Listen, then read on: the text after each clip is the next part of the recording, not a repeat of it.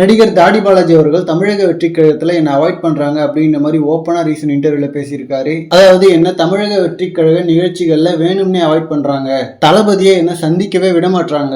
ஓப்பனாவே சொல்லணும்னா புசி ஆனந்த் அவர்கள் தான் இந்த மாதிரி பண்றாரு, இந்த மாதிரி நிகழ்ச்சி இன்னைக்கு நடக்குது அப்படின்ற மாதிரி சொல்றாங்க. பட் அதுக்கப்புறம் திரும்ப கால் பண்ணி வர வேணாம், இந்த மாதிரி நிறைய காரணங்கள் சொல்றாங்க. சோ பொதுச் செயலாளர் மாவட்ட நிர்வாகிகளுக்கும் தலைவருக்கும் பாலமா தான் இருக்கணும். பட் ஆனா புசி ஆனந்த் அவர்கள் மாவட்ட செயலாளர்கள் என்ன பண்றாங்க அப்படின்றத தளபதிக்கு சொல்லவே மாட்டாரு.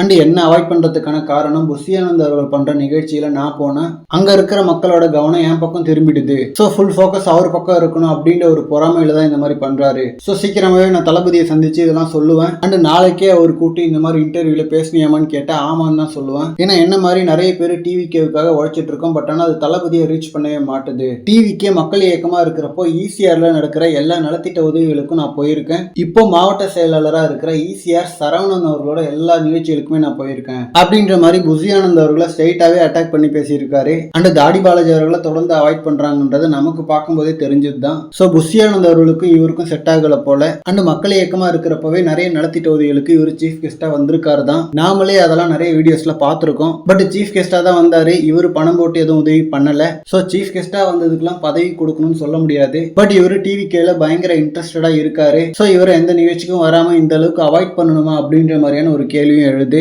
சோ கூடிய சீக்கிரம் புசி ஆனந்த் அவர்களே இவர்கிட்ட நேரடியா பேசி என்ன பிரச்சனை அப்படின்னு தெளிவா பேசிட்டா நல்லது. ஏன்னா இது ஒரு இஷ்யூன்னு சொல்லிட்டு தளபதி வந்து நேரடியா பஞ்சாயத்து பண்ணிட்டு இருக்க முடியாது. அண்ட் தாடி பாலாஜி அவர்கள் இந்த மாதிரி இன்டர்வியூஸ்ல போயிட்டு குறை சொல்லாம முடிஞ்ச இந்த விஷயத்த தளபதிக்கு ஸ்ட்ரைட்டா ரீச் பண்ணலாம். அதை விட்டுட்டு இன்டர்வியூஸ்ல போயிட்டு இந்த மாதிரி கம்ப்ளைண்ட் பண்ணா கண்டிப்பா அதுக்கப்புறம் டிவிகேல எடுக்கவே மாட்டாங்க. அண்ட் வீணா இவரு தளபதியை நெஞ்சில பச்செல்லாம் குத்துனாரு. ஓகே ஃப்ரெண்ட்ஸ், இதை பத்தி உங்களோட கருத்துக்களை கமெண்ட்ல சொல்லுங்க.